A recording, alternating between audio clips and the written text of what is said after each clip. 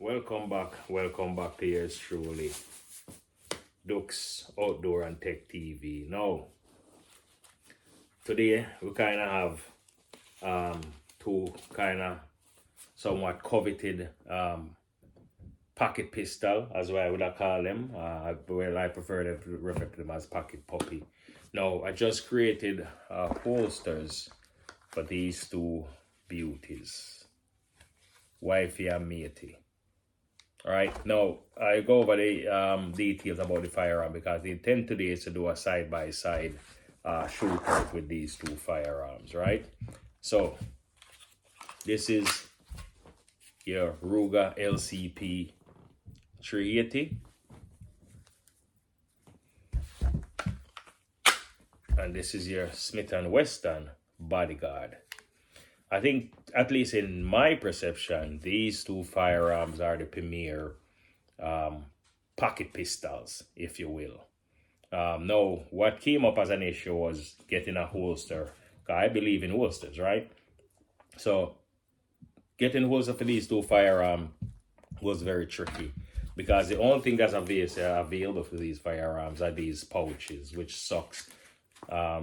If you get in a situation where you have to defend yourself, imagine trying to find a zip off a zip to take out the firearm. So I believe in having holsters for each of your firearm is the right direction to go as opposed to having a pouch. Now,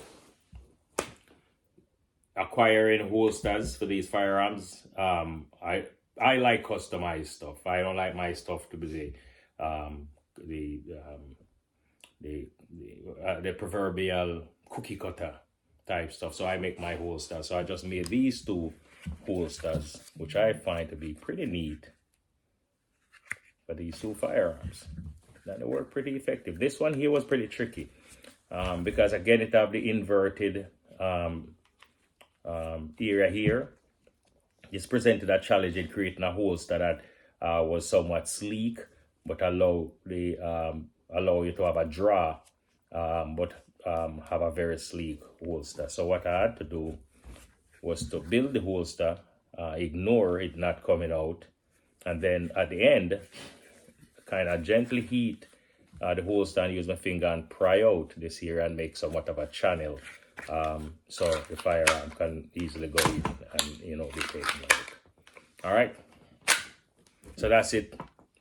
So if you have any unique firearm with unique features that you need a holster for, come see me. But anyway, we're going to do a head-to-head with these two firearms. Again, this is your Smith & Wesson Bodyguard 380, and this is your Ruger LCP.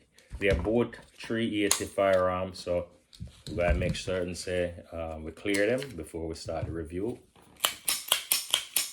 I like to look down, check, shake, and do all sort of things first before at least I'm satisfied that they're clear.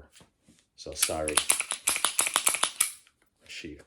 All right, so clear and safe. All right, so both firearms chamber 6 rounds and 1 in the head. Not typical for us in New York, because usually when we take out the firearm is to go to the range, but for those who live in other state, these magazines chamber 6 rounds and 1 head. I'm sure you could get an extended pinky extension for both of them that probably had 1 or 2 more rounds, but to me that irrelevant. I usually just use my firearm at the range. Now, both firearms kind of carry similar footprint. As you could see here, basically almost the same thickness, right? I won't get any rulers to measure it, but you could basically see they fit in basically the same somewhat of a footprint. Now, with the exception that, you see him here? The Bodyguard having a laser kind of give it a little bit more as far as profile is concerned. Right, you can see it right there. Let me see, I think that is the best angle. So even though they basically sit in the same footprint, the Ruger take the prize because the Ruger. So round 1 go to the Ruger because the Ruger have a smaller footprint. Okay, now as far as weight is concerned, both firearms are empty. I just juggling the weight. The Bodyguard appears to be at least 25% heavier just by weight than the Ruger. Right now in my hand that the Ruger is, it's like a feather. I almost don't even know and feel anything is in my hand, but I know something is in my left hand as opposed to the feeling in my right hand. So round 2 goes to the Ruger because the Ruger is lighter, in this test, lighter than the Bodyguard. Now, sight. Clearly, as you can see, as far as sights is concerned, the Smith & Wesson take the prize for sights. You could clearly see you have a clear front sight and a raised rear sight. However, for the Ruger, you see you just have a small little profile at the front here. Barely a protrusion off the frame. That I had to do just to see it and to keep sight is to put some pink nail polish over it. So at least once you draw, you can see a sight right away. So this round goes to, as far as sight is concerned, goes to the Smith & Wesson Bodyguard. Now, moving on. One thing, and I just found this out recently, both firearms have been advertised, if you will, as single action, double action. But I found out that the Beretta, the Smith & Wesson, is a true double action, which I like, as opposed to the Ruger, which is a single action, double action. What that means is, once you cock the firearm, right, you're shooting from a single action position where you have to throw the hammer back, right? So a double action, I mean, right? So you have to throw it, not cocked where you just do and it goes off. So once you fire the first round, right, bam, comes back. This time, once you hear the click, it going from a single action firearm at this point, right? You see how the hammer drop, click, drop easy. Now, whereas, you see it? I can't fire this as a true double action unless I cock it. Now check this out. Whereas the Smith & Wesson, you can drop the hammer as a true single action, which I like because you can charge his firearm and keep it loaded, at least maintain some level, at least some maximum safety then over the Ruger. But I still like the Ruger trigger.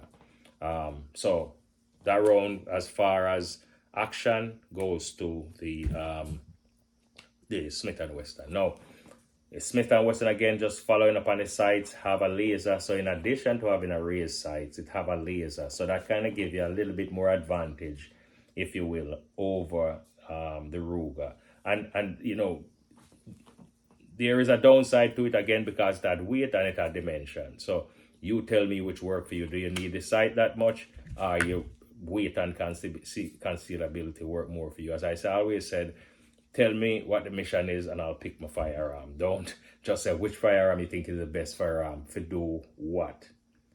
Right? A shotgun is the best thing for duck hunting, right? While a bolt action is the best thing for hunt animal. So tell me what the mission is and I'll select my firearm. So okay, so moving on. All right, so we look at the trigger. Now, as far as, let me try which trigger feels much better. You have to go all the way back, see, to drop the hammer on the Ruger. Let's see how much we have to do to drop the hammer on the Smith & Wesson. The Smith & Wesson have a shorter stroke. The Ruger, you have to must pull it from all the way here and then slam into the back for it to go off. Whereas the Smith & Wesson, as you're pulling it back, you get to a point where it just snap. You basically have to, not necessarily yank, but you basically have to put some effort into dropping the Ruger trigger, which probably is somewhat add to the safety mechanism within it. So can't fault that or blame it too much. Depend, again, show me the mission, I'm a picking firearm. As far as recoil shooting these, the Ruger have a little bit more recoil in it, and but as opposed to the Smith & Wesson, because I guess it's Smith & Wesson, but a little bit more meat on it, so that allows it to take a little bit more recoil, right? So as far as the grips are concerned, let me see here. If I put in the grip, I like the Ruger grip a little bit more. Why? The Smith & Wesson grip is a little bit more too straight. You see it? The Ruger grip, see it? Just fit your hand like that. However, the Smith & Wesson grip, I don't know if it's how they build the trigger well, because it probably needed indent right here to fit your finger, but it's just as if you're just hanging on for dear life to this firearm. And one thing I find annoying with this that might give away your position at night is the laser just keep popping on with every touch on it. What I think they should have done was indented it a little bit more, or give it a push, as a push this way as opposed to down. So you have to put some effort to turn it on. But I guess there must be some method to the madness, right? As far as assembly and disassembly is concerned, I think the Ruger disassembly is easier, much easier than the Smith & Wesson. The Smith & Wesson have this little latch here that you have to turn down. I won't go into that right now. I didn't intend it to be like a long video. This latch here, you have to position the slide in a certain position, engage, line up the latch, pull it out. Whereas the Ruger, if you get your finger or you get a little screwdriver and just pop that out, the firearm just come right apart after that. So to me, as far as assembly is concerned, the Ruger take the prize for that. Yes. Price point, the Bodyguard, I think, is a little bit more cost a little bit more than the Ruger. Again, you could understand because of laser and such forth. And then the Bodyguard is probably a later model firearm than the Ruger. And again, too, Smith & Wesson have a more brand name over Ruger, so you could see where the price point comes in. But they're basically both priced pretty well. They're not outrageously expensive. They might be somewhat hard to find these days because people are kind of coming around to recognizing them, that they are primarily, I believe, the two best pocket pistols, because again, you have a lot of oomph in the fire. They throw around a 380 round, which is pretty much a baby brother to a 9mm. So it's not like a 25 or a 22. They are 380s. All right, as I said, let me just give you some perspective. So this is a 9mm. This is a 380. The only difference is the cartridge, and the warhead is a little bit smaller in height, but the volume, the diameter is almost relatively the same as a 9mm. But 9mm have a little bit more oomph behind it, have a little bit more gunpowder, whereas the you could see the 380 is much smaller. However, you can get XP rounds that have a lot more punch in it that you can put in these 380s. One thing cleaning the firearm I find funny. I like cleaning the LCP, and LCP is light caliber pistol more than the Smith & Wesson. Why? You have to be very careful about oversaturating the laser.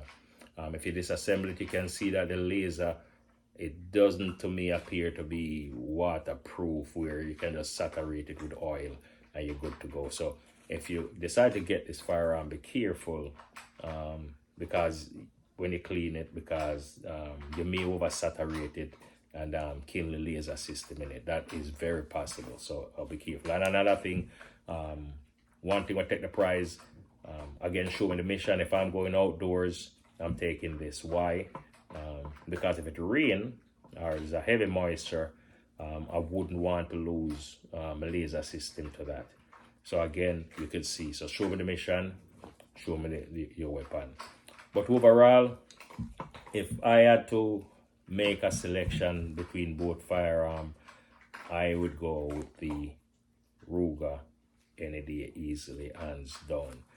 Still loving the Smith & Wesson Bodyguard, as I say, wifey and matey. And again, depending on who you look at, you might say, again, my brother would have said wifey and matey. But to me, I like the Ruger more, just because of how it feel, and how it just drop in your hands, and how it just sit down when you try to get a grip to it. So the Ruger come more natural to me than the I think one more thing too with the Beretta, with the Smith & Wesson, is it have a higher profile, yeah, a little bit, probably about half an inch higher profile on the bore. So I would think getting more accurate shots would come from the Ruger. But next time I go at the range, I'm definitely going to have a shootout between these two, wifey and matey. I'll see which way it goes. So basically, that kind of covered the review. Both firearms, as I said, is coveted. I would, in lieu of one, I would get the other.